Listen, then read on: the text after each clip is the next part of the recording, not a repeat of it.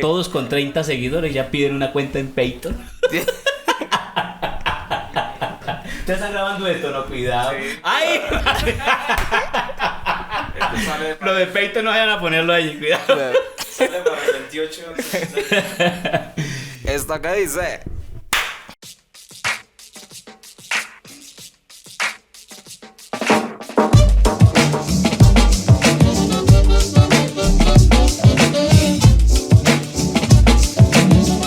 Saludos a todos y bienvenidos a este sancocho. ¿Cómo vamos, Manu?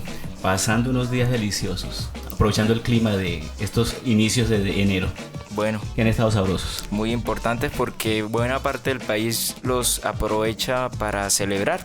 Es decir, para extender diciembre y comenzar a celebrar y bueno, Todo el país está encendido en carnavales, ¿cierto? Sí, tenemos carnavales por todo el territorio colombiano. Pero nosotros estamos aquí dándole al sancocho y produciendo este contenido para todos ustedes. Queremos aprovechar el momento, agradecerles por la gentileza de compartir los videos, de compartir el podcast, de llegar a cada uno de sus casas, de sus oídos. Para nosotros es muy valioso que tomen este tiempo, que no es como escuchar una canción, no son 4 minutos, son más de 20 siempre. Entonces gracias por hacerlo posible y por dejarnos entrar en sus oídos. Y también por los mensajes que nos dejan, tanto al interno, por Instagram, por las redes sociales, como los comentarios que nos hacen en YouTube. Los leemos todos, siempre. Bueno, vamos y comenzamos este sancocho de hoy, naturalmente, como siempre, con la noticia insólita.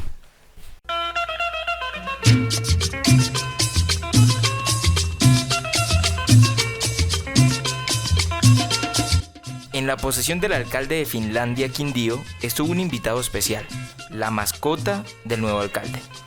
La investidura del mandatario del municipio del Quindío contó con un invitado muy especial, un toro llamado Niño.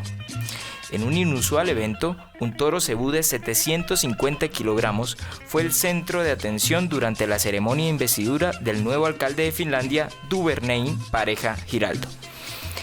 El acto, que tuvo lugar en el Coliseo del Colegio Sagrado Corazón de Jesús, contó con la presencia de este animal, el toro, apodado Niño, como invitado especial. El insólito gesto del nuevo alcalde de Finlandia, que tomó posesión de su cargo en compañía de niños, sorprendió a los asistentes, creando divisiones de opiniones en el evento.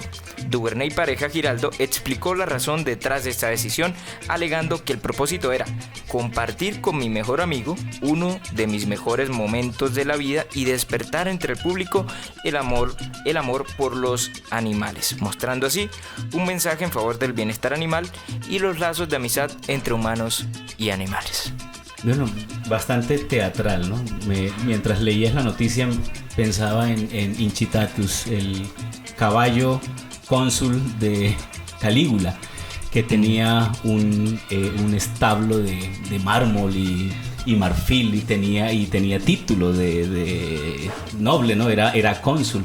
Que dicen que Calígula lo hacía como para burlarse del Senado, ¿no? Como para ridiculizar un poco el poder. Pues es que es bastante teatral, ¿no? La postura del alcalde de Finlandia. No, y hace no mucho tiempo entró un caballo también al Congreso de la República. Que creo que murió después, ¿cierto? Yo creo que se infectó en el Congreso. Cosas que pasan. Entonces, bueno, ahí ya vemos la posesión pues del alcalde al lado de su mascota. No sé cuántas personas tendrán como mascota un toro de 750 kilos. Bastante particular. Inusual, una mascota inusual para un gobierno que va a ser inusual, porque bueno, esperemos que el enfoque animalista sea auténtico y no sea demagogia. Sí, pero últimamente han sido protagonistas los alcaldes con sus noticias insólitas. O sea, sale el de Cartagena rezando el recinto, ahora sale este alcalde entrando su toro.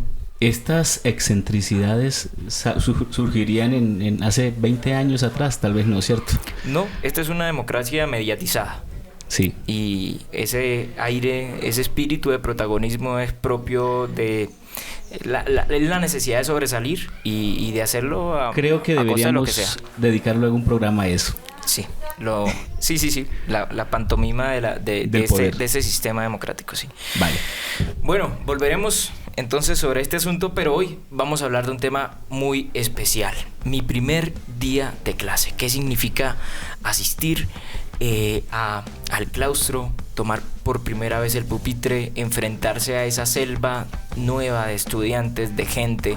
Manu, ¿cómo recordás la primera vez que entraste a un templo de la educación? Pues obligatoriamente para este programa me tocó hacer un ejercicio de memoria y me remonté a mi municipio donde comencé el preescolar, que fue en Río de Oro. Yo tendría más o menos casi 3 años, o sea, tenía 3 años en ese momento.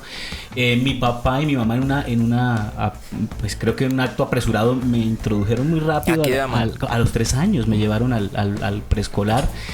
Y me tocó una profe que recuerdo mucho, 20 años después la fui a visitar. Ella se llama Amparo Sánchez, vive todavía en Río de Oro. Ella, recuerdo que yo lloré mucho el primer día, pero las imágenes que tengo de ella son con los baldes y las palitas en el río de Río de Oro, sacando renacuajitos, haciendo figuritas. Ella nos llevaba a ese encuentro con la naturaleza. Entonces tengo un recuerdo maravilloso de esos, como de esos días cercanos a mi primer acercamiento con la educación. Ese escenario es muy importante. Yo creo que una de las cosas particulares es que uno pasa por un preescolar. Digamos que aquí en Colombia es como la iniciación en la vida académica, y el primer día por lo general todos los niños están llorando. Es ese momento, y también, Manu, es una ruptura con la casa. Sí. Es separarse de la mamá y abrazar esa nueva figura que ahora es el profesor. ¿Qué significa eso y por qué tantas veces nos rompemos en la vida académica? Porque hoy vamos a hablar del primer día de clase en general, de lo que significa llegar, que es lo que primero estamos hablando, como a ese acto de iniciación, pero luego vienen varias formas de ruptura. Sí, de hecho, creo que la primera experiencia que el niño tiene de la vida pública es la escuela. Entonces y yo creo que nunca estamos del todo preparados para la vida pública, ¿no? La vida pública tiene unos desafíos enormes, que implica desafíos de convivencia, pero desafíos también de trabajo, desafíos de cualificación. Y creo que el primer acto de ruptura que nos inserta a la vida pública, por lo menos de una manera eminentemente práctica, es la escuela. Porque existen ritos sociales que te insertan, claro, ¿cierto? El bautizo, por ejemplo, el matrimonio te inserta de una manera distinta a la sociedad, pero en este momento la escuela es, digamos, que la primera ruptura y el primer ejercicio de socialización. Por eso es tan importante decirle al niño que va al preescolar, decirle qué es lo que va a pasar. Yo creo que nunca hacemos ese ejercicio y nos sentamos con el niño y le decimos: vas a conocer nuevas personas completamente diferentes a ti. Va a estar contigo una persona que va a cuidarte como si fuera con ella. Vas a tener, es decir, al niño nunca le contamos esto, ¿no? Porque es importante. Lo hemos, digamos que, rutinizado tanto que se nos olvida lo importante que es dar este paso. Y por tanto el niño tiene que darlo con mucha claridad al respecto. Yo no recuerdo que me hayan dicho que iba a pasar. Me llevaron, me dejaron allá, me dijeron: vas a volver a la casa. Esto es pero sí. Y por eso esas rupturas a veces son tan violentas, ¿no? Pues bueno, una de mi experiencia de iniciación en la vida académica, es decir, mi primer día de clase, auténticamente mi primer día de clase, porque luego vendrían otras formas de clase, fue con la profesora Nancy. Yo recuerdo que la forma de quedarme fue ver que había una guitarrita de juguete. Claro, me enganchó. Y además, algo que pasaba que me gustaba mucho, y era cantar el himno del preescolar Personitas. ¿Sí? Sí. Aún me acuerdo de una parte: es el hogar Personitas, mi jardín, tan, tan, tan, soy feliz. Bueno, entonces la cosa era que llegábamos y cantábamos el himno. Y a mí esos momentos me parecían bonitos. Y esos momentos me fueron enganchando y me fueron permitiendo una cosa que es muy importante en el niño: la oportunidad de olvidarse un poquito de la mamá. Porque es que la mamá está tan presente con uno, está todo el tiempo. Y luego la escuela, socializar, conocer, jugar, te permite esas otras formas de vínculo. Pero más adelante suceden otras, mano. La ilusión del niño de preescolar de entrar a primaria. la ilusión del niño de primaria de entrar a sexto. Al bachillerato. ¿Cómo es la exactamente. cosa y cómo te jugó a vos esa historia? Bueno, yo tuve una ventaja, o más bien yo tuve desventajas, si se quiere decir, porque a mí me tocaron muchas rupturas, porque primero entro al preescolar y estando en preescolar me tienen que sacar porque hay un traslado. Y ese año tuve un accidente, entonces ese año no, esos 6 meses restantes no pude estudiar. Entonces luego me tocó hacer el segundo año de preescolar aquí, en Convención. Ya tu papá viene acá. Sí, entonces fue un aterrizaje así como completamente a un lugar desconocido, porque era otro municipio. Nos tocó venir por temas de violencia de Acarí. Primero yo comienzo en Río de Oro, lo trasladan a Acarí, entonces me toca la ruptura de Río de Oro, pero en Acarí tengo un accidente. Yo esos 6 meses siguientes no pude estudiar porque me accidenté la rodilla, entonces me quedé en casa, y luego después de esos 6 meses aterrizo aquí en Convención. Entonces digamos que fueron muchas adaptaciones, ¿cierto? Aparte de eso, yo llego a Convención a la escuela anexa, perdón, a la escuela Gabriela, porque llego a vivir en la parte alta. Claro. Y luego, ese mismo año, después de 2 años después, voy a estudiar a la escuela anexa. Entonces me toca otra. Esa fue más complicada, pero fue muy segura porque fue hasta sexto. Es decir, los compañeros que tuve en tercero me acompañaron hasta sexto. Entonces fue distinto. Yo tengo que hacer una denuncia pública. Y lo hago para poder desmontar un poco una cuestión aquí, ¿no? Y es que infortunadamente yo recibí un influjo tanto en mi familia como del ambiente clasista. Es decir, el clasismo comenzó allí, en el cambio de escuela, en pasar de una escuela que no era mala a una escuela que se cree que era mejor, y la constante amenaza de que si yo no respondía a las exigencias académicas de mi nueva escuela, me pasaban a una escuela de menor rango en un lugar de aquí del municipio. Ambas públicas, obviamente, pero era la concepción que es lo que yo quiero que analicemos aquí, porque también esto mucha gente lo va a escuchar después y puede tener el mismo dispositivo clasista que tenemos que comenzar a desmontar. Eso es muy, muy importante, Manu. Yo también lo viví. Mi tránsito de una escuela a otra en el mismo panorama fue en quinto. Ya se habían elaborado muchas cosas, pero eso también tiene que ver con un cambio de vivienda, de barrio, de ubicación, bueno, en fin. Pero una de las cosas más importantes para uno era el tránsito hacia la secundaria, ¿sí? Que es lo que uno llama la formación media.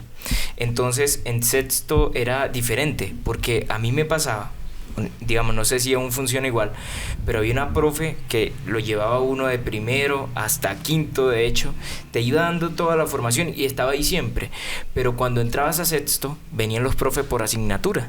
Entonces, y ya ibas cambiando y veías un juego de profes y veías, esa adaptación, ese cambio, para mí fue muy, muy interesante y fue positivo en algún punto, pero también estábamos muy asustados y eran unos tiempos también violentos. Digamos, mucha gente dice hoy que se trata de la generación de cristal, ¿no? Sí. Un poco para ridiculizar esta onda, pero yo creo que había una violencia innecesaria, ¿no? Al pelado de sexto le decían que era un recluta, se le trataba como alguien de menor categoría, como un tonto. Yo creo que aspiro yo que esto se haya aminorado, que no se presenten este tipo de cosas. Probablemente se ha agudizado, porque esto que me estás contando responde a tu generación. Mi generación fue diferente. Es decir, yo tuve un tránsito al bachillerato traumático, primero porque yo no quería irme al colegio, al bachillerato. Yo quería pasar a la escuela normal, sí, porque yo quería ser maestro y yo quería continuar, pero la escuela normal en ese tiempo era para señoritas, solamente para chicas. Entonces, claro, yo me fui a otro colegio. La ventaja fue que me fui con los varones de quinto, me acompañaron en sexto. Pero en sexto yo tuve dificultades con el profesor de educación física. Me encontré con una realidad muy violenta. Y yo no soporté ese colegio, no soporté la presencia del profesor porque me parecía muy desagradable. Entonces yo me pasé a otro colegio y yo terminé con otros compañeros con los que había que comenzar desde nuevo. ya no eran los compañeros que venían conmigo desde tercero de primaria, sino que eran otros nuevos compañeros, que algunos venían del campo y otros venían del reciclaje escolar, ¿no? Entre comillas, es decir, de esos que no recibían en ciertos colegios, los recibían allá, donde terminaron conmigo. Fue un cambio, fue una adaptación, pero también tuvo unas rupturas, entre esas cuales, y no quiero incitar a la rebeldía, ¿cierto? Pero yo, por ejemplo, me rebelé contra la educación física y no hice educación física de séptimo a 11. ¿Por qué? Porque no quise. Sentía que había una violencia porque había tenido la experiencia de este profesor que violentó a mucha gente. Sí. Y curiosamente hoy en día vos sos una persona que hace ejercicio constantemente. Claro, sí. Claro, sí. No precisamente por inspiración no. sino simplemente por el tema de que es importante cuidarnos, ¿cierto? Y balancear. Manu, el mes de enero, un poco para sacarnos del orden cronológico en que íbamos y volver sobre algunos asuntos que tienen que ver con mi primer día de clase, uno preparaba cosas o pensaba cosas. Por ejemplo, ¿quién iba a ser tu profesor titular? ¿Quiénes van a ser los compañeros? ¿Qué cuadernos voy a comprar? ¿No? Sí. Porque hablando de clasismo, si había algo clasista era la compra de cuadernos. Claro. Que es un absurdo. Sí. Que es un absurdo. Unas vainas que vos usas para rayar. Sí. Pero claro, el que tiene stickers se sentía mejor. O el que usaba cierto tipo de cuadernos. Prismacolor, el que tenía los colores Prismacolor, claro, y no que los, era un absurdo, no los chinos que nos llegaban. Que se partían rapidísimo. Exactamente, entonces. Pero ¿cómo lo vivías vos? ¿En qué ambiente? Yo tengo... cuando hablábamos de a qué te olía la Navidad, que te olía pintura, a mí la Navidad me huele a cuaderno, enero me huele a cuaderno nuevo, me huele a borrador, sí, me huele a uniforme, me huele a zapatos sí, recién comprados, a sudadera nueva, a ropa. Sí, es decir, sí, hay toda una preparación, hay una propedéutica. Yo creo que ese sería el consejo primordial para un muchacho que va para el bachillerato. Asegúrese de que no le falte nada en el colegio. Y entonces hay toda una preparación de que sí, en la mochila no te va a faltar absolutamente nada, la calculadora, el juego de reglas, o sea, había todo un arsenal. Es que incluso uno podría ver que hay una metáfora militar en esto, hay una preparación del equipo de guerra, ¿no? Sí. Que te va a acompañar, todo del morral que te va a acompañar junto con tu equipo, con tu uniforme y con tu lonchera. No sé si a vos te tocó la lonchera. Sí, a mí me tocó. Yo la llevaba, pero más fue en la primaria. Claro, en la primaria. Ya después era comprar las onces en la tienda, pues, del colegio. ¿Vos llevaste lonchera? En algunas ocasiones llevaba en el bachillerato porque sí, tenía problemas en comer siempre como lo mismo. Entonces un sanduchito de vez en cuando, con el café siempre que no nos faltó en casa. Pero yo sí tuve lonchera mucho tiempo en la primaria. Toda la primaria creo que fue con lonchera. Y tengo como los recuerdos siempre primero las golosinas de la época. No sé si recuerdan ustedes unos chitos acaramelados que se les llamaban snackies, creo. Entonces tengo el recuerdo de eso junto con ¿eran de colores o no? No, eran color caramelo y eran dulces. Entonces, bueno, y habían esa variedad que había de cositas, ¿cierto? Que compraban los papás, muy, muy poco saludables. Eso tenemos que hablarlo en otro capítulo también. Sí. Pero creo que hay una ilusión de la preparación para iniciar el camino. Yo creo que esa ilusión es bonita. El primer día que uno llega al colegio, usualmente, bueno, esto en las ciudades no pasa, porque en las ciudades la gente va con su uniforme el primer día y sí, vas al colegio. Aquí la primera semana es un goce de semana. Es una semana donde se están distribuyendo los cursos, donde se sabe qué estudiantes van, donde la gente va de particular, no va con uniforme. Entonces la gente pone la pinta del 31 el primer día y el segundo día la del 24 y van ahí ordenándose pues la que yo tengo que decirte, Dairon, que yo tengo problemas con los uniformes. Es decir, yo reconozco que a mí el tema de la uniformidad me molesta muchísimo, me choca bastante, pero hay que reconocer que los uniformes son eminentemente prácticos. Imagínate en la vida de un adolescente que va para el bachillerato pensar que se va a poner mañana. No, jodido, se necesita, ahí se necesita, sí, es fundamental. Aunque bueno, los viernes de Gym Day se disfrutaban mucho también, pero claro, es que solo es un día a la semana si se puede, pero lo otro era complicadísimo. ¿Qué profes titulares de curso? Que esa es una figura muy importante, sí, porque es que es la profe que te va a acompañar durante tu tránsito. Te marcaron a vos, que vos dijeras, chévere, digamos, deseaba que esta fuera mi profe titular y lo fue o no. Bueno, recuerdo con mucho cariño la profe de segundo. Con ella tengo un recuerdo muy lindo. Es decir, siento que tengo todavía hay como un vínculo, la veo en la calle todavía y siento afecto y admiración. Elvira Mena fue mi profesora titular en segundo de primaria en la escuela Gabriela Mistral. En la escuela anexa tengo digamos que una gratitud por la profe Mildred Vila, que fue como mi directora de quinto. Sí. En el bachillerato, Edilma Cadena, que fue mi favorita. Sí, creo que fueron ellas en sí. Bueno, Manu, pasemos ahora a hablar del primer día de clase universitario. ¿Cómo llegaste vos a la formación superior, a la educación superior?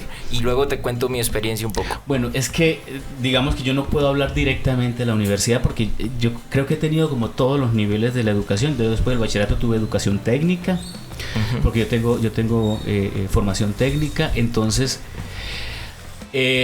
¿cómo llegué a la universidad como tal? Yo a la universidad llego tarde, llego a los 23 años. Y digo tarde porque yo llego a los 21 al seminario. Entonces yo voy a estar el primer año en el seminario, el segundo año, y en tercero yo voy a comenzar a estudiar los sábados en la universidad. Entonces yo iba todos los sábados a la universidad. Fue traumático porque yo venía, digamos que ese paso fue muy complicado porque yo venía de un sistema bastante complejo como lo es el seminario, de horarios estrictos, de cierta rigidez, ¿no?, en la estructura, sí, y de una escucha atenta y disciplinada. Es decir, el tema de la indisciplina en los seminarios no ha lugar. No, eso no existe. Y paso a la universidad a estudiar una cantidad de gente completamente de otros. Sobre todo había una clase que era epistemología, que la veía una cantidad de gente de muchas áreas. Entonces era muy interesante conocer al abogado, conocer al que estaba en ingeniería, al que estaba estudiando licenciatura en otra cosa. Es decir, fue muy diverso en eso, pero no fue de mucho contacto. Yo no puedo decir que tuve la experiencia de amistad así fuerte en la universidad. No puedo decir eso. Mientras que sí lo puedo decir por lo menos de la experiencia del seminario, ¿no? Que la experiencia del seminario, que podría ser, diría yo, una de las experiencias que me marcó, también fue una experiencia de un día para otro. Es decir, sí, a mí me llega la invitación para que la acepte de último. Y eso fue porque luego me contaron que alguien había renunciado, entonces quedó un puesto. ¿Quién? Manuel. Llamemos a Manuel. Entonces me llamaron y entonces me tocó alistar maleta de un día para otro con una lista enorme. No te dio tiempo ni para pensarlo. No. Entonces digamos que cuando yo llegué ya llevaban casi una semana de inducción. Claro. Entonces yo llegué a reencaucharme. Entonces digamos que son diferentes. Sí. Son completamente diferentes. Pues a mí, digamos, ya el primer día de clase en la universidad ya no huele a cuaderno nuevo. No. O sea, uno lleva una agenda por ahí que se invente y copia en el aire. Sí. O sea, eso es otro mundo. Hay amigos que quedan de la universidad. Para mí fue el tránsito natural bueno, ni tan natural porque en este país es una lotería pasar de la educación media a la formación superior.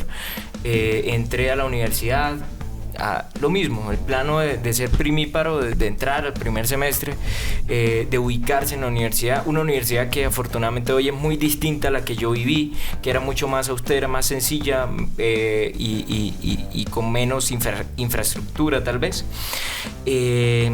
pero celebro las amistades que hice, la gente que conocí, los amigos de los que aprendí. Hubo muy buena parte de esos amigos quedaron y nos acompañamos durante todo el proceso de formación profesional hasta finalizar semestre.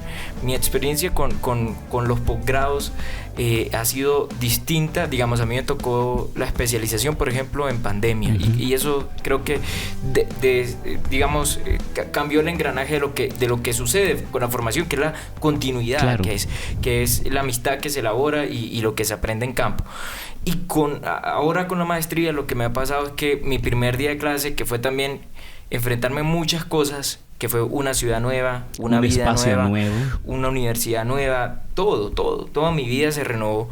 Ha sido también muy importante. Un primer semestre más difícil tal vez, pero un segundo más gratificante y ahora no tengo ni muchas ganas de terminarlo, porque la gente que he conocido, la forma en la que lo he vivido ha sido bastante bueno. Y yo agradezco ese primer día de clase porque me confrontó, pero me ayudó a ver también lo que seguía. Yo te escucho y bueno, yo con la maestría no tuve ningún inconveniente, al contrario, fue un grupo de gente madura. Yo era de los más jóvenes. Es que uno llega elaborado a la maestría. Sí, y entonces eso fue muy interesante. Pero cuando doy el paso a estudiar en Estados Unidos, en la Universidad de Tulsa, fue bastante traumático. Primero porque yo era un hombre de 36 años que iba a estudiar una segunda lengua con estudiantes, con jóvenes que en su mayoría eran chinos y árabes adolescentes. Entonces, bueno, primero hay una brecha, un choque generacional, pero un choque cultural. También, ¿cómo nos comunicamos? Entonces, para mí, si vos me preguntás por esa experiencia, el solo hecho de escuchar la alarma del celular que me despertaba inmediatamente me detonaba la ansiedad, porque sabía que iba a enfrentar un mundo muy complicado y que iba a enfrentar preguntas, por ser el único hispanohablante, que eran las preguntas típicas que también yo no conocía, ¿cierto? Y era preguntas sobre Falcao, preguntas sobre James Rodríguez, preguntas sobre fútbol. Los árabes preguntaban mucho sobre ellos, sí. Los chinos o las chinas preguntaban sobre Shakira y artistas y cosas, y uno realmente apenas aprendiendo a comunicar. Entonces creo que fue muy traumático, porque allí sí hubo cambios de espacio, de idioma, de culturas. Pero creo que todos podrían resistir esa experiencia. Yo creo que, es decir, todos pasamos valdría del la primer pena. día. Exacto. Vale la pena vivir el primer día en nombre de lo que sigue. Bueno, Manu, el recomendado de nuestro espacio de hoy. Sí, yo quiero traer un recomendado colombiano. El año pasado tuve la oportunidad de verla. Es una serie colombiana, la encuentran en Netflix. Se llama La Primera Vez, del 2023. Sí. Son 13 episodios que nos muestra cómo en un colegio de Bogotá en los años 70 llega la primera estudiante chica, ¿no? La primera mujer. Uh-huh. Y eso como nos da un cambio y nos muestra primero una perspectiva de un país de los años 70 que vivía casi que al son del estado de sitio, ¿no? Pero al mismo tiempo donde están despertándose los feminismos, la exploración sexual adolescente, que es tan interesante en la serie. Recomendadísima para que recuerden esa primera vez. Gracias a todos por acompañarnos en nuestro episodio acerca del primer día de clase. Esperemos que les vaya muy bien en esta aventura y éxitos a todos. Chao.